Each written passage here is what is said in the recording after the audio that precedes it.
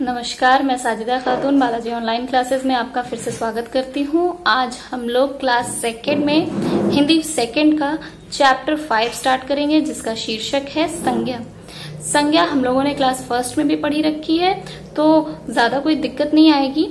तो संज्ञा आखिर किसे कहते हैं? ऐसे दुनिया में जितने भी शब्द हैं जिनके नाम होते हैं, जितनी भी वस्तुएं हैं, जितने भी स्थान हैं, जितने भी प्राणी हैं, सबके कुछ ना कुछ नाम होते हैं, वही नाम संज्ञा कहलाते हैं। तो इसकी डेफिनेशन क्या हो जाती है? किसी व्यक्ति, वस्तु, स्थान, प्राणी अथवा भाव के नाम को संज्ञा कहते हैं। जैसे राम श्याम, सीता गीता, दिल्ली लखनऊ आगरा, बिल्ली कुत्ता घोड़ा हाथी।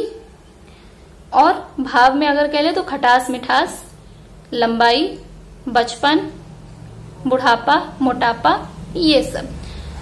यानी भावों के नाम, व्यक्तियों के नाम, प्राणियों के नाम, स्थानों के नाम, ये सब, और स्थानों के नाम, ये सब आपका संज्ञा में आता है। संज्ञा के जो क्लास सेकेंड में है वो 3 भेदों को बताया गया है। जैसे जैसे आप लोग क्लास और आगे बढ़ते जाएंगे तो आपके ये भेद और भी ज्यादा, और मतलब कई सारे भेद बन जाएंगे, यानी 5 भेद बन जाएंगे। तो फिलहाल अभी आपको सिर्फ संज्ञा के 3 भेद पढ़ने हैं, जिसमें क्या क्या है? व्यक्तिवाचक संज्ञा, जातिवाचक संज्ञा और भाववाचक संज्ञा। तो अब ये व्यक्तिवाचक संज्ञा क्या है? जिस शब्द से किसी विशेष व्यक्ति, वस्तु, स्थान आदि के नाम का पता चले वो क्या कहलाता है? व्यक्तिवाचक संज्ञा।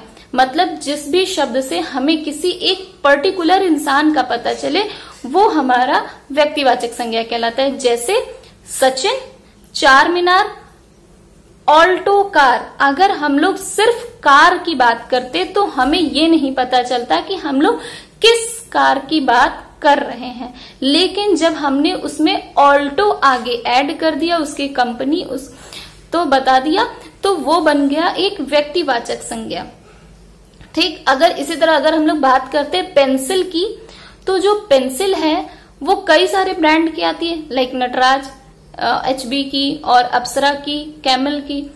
तो ये सारे ब्रांड की आती है, लेकिन हमने अगर सिर्फ पेंसिल बोला तो वो व्यक्तिवाचक संज्ञा में नहीं जाएगी, वो आपका आ जाएगा जातिवाचक संज्ञा में, क्योंकि उसके बहुत सारे रूपों को वो बता रहा है, बहुत सारे। तो अगर हमने यहाँ पे बोला अप्सरा पेंसिल, तब यह आ जाएगा हमारा व्यक्तिवाचक संज्ञा में।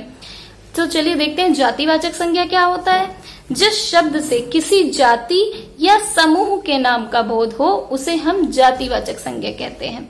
जैसे लड़की, यहाँ पे लड़की की बात हो रही है, किसी पर्टिकुलर लड़की की बात नहीं हो रही है कि जैसे सीता गीता, तो ऐसे किसी की बात नहीं हो। अगर यहाँ पे बहुत सारी लड़कियां खड़ी हैं सपोज, और अगर हमने किसी को बुलाया लड़की इधर आओ, तो वहां से वो सारी लड़कियों को ये लगेगा कि ये कहीं ये बात मेरे बारे में हो रही है या कहीं ये बात मेरे बारे में हो रही है। लेकिन अगर हमने वहां पे उसे कह दिया कि राधा, उसमें किसी एक का नाम है राधा, राधा इधर आओ, तो राधा ही वहां से उठ के आएगी, ना कि वो सारी लड़कियों को ऐसा फील होगा।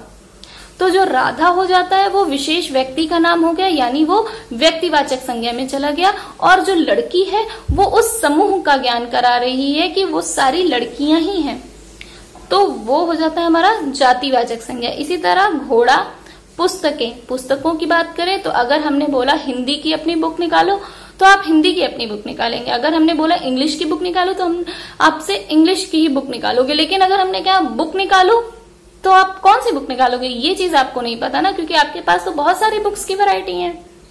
तो इसलिए यही डिफरेंस होता है व्यक्तिवाचक संज्ञा और जातिवाचक संज्ञा में। अब आता है आपका भाववाचक संज्ञा, जो आपका सबसे लास्ट है। तो भाववाचक, जैसे कि नाम से ही पता चल रहा है, भाव यानी एक्सप्रेशन, यानी फीलिंग्स, जो भी आपके मन में उत्पन्न होती हैं।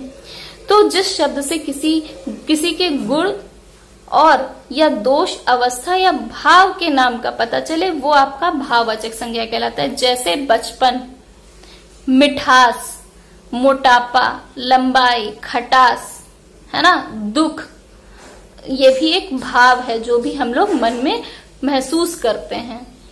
तो जो भी अपने मन में भावों को हम लोग महसूस करते हैं, जैसे गरम, चाय गर्म है, उसका भाव क्या है कि उसके अंदर गर्माहट है।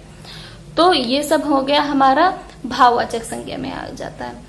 तो इस तरह से आपका ये जो चैप्टर है यहीं पे फिनिश होता है। इसके सारे नोट्स आपको पीडीएफ के फॉर्म में स्कूल मित्रा ऐप पर मिल जाएंगे। आप उसे अच्छे से अपनी फेयर कॉपी में कर लीजिएगा। अपना ख्याल रखें, बिल्कुल अच्छे से रहें। Thank you.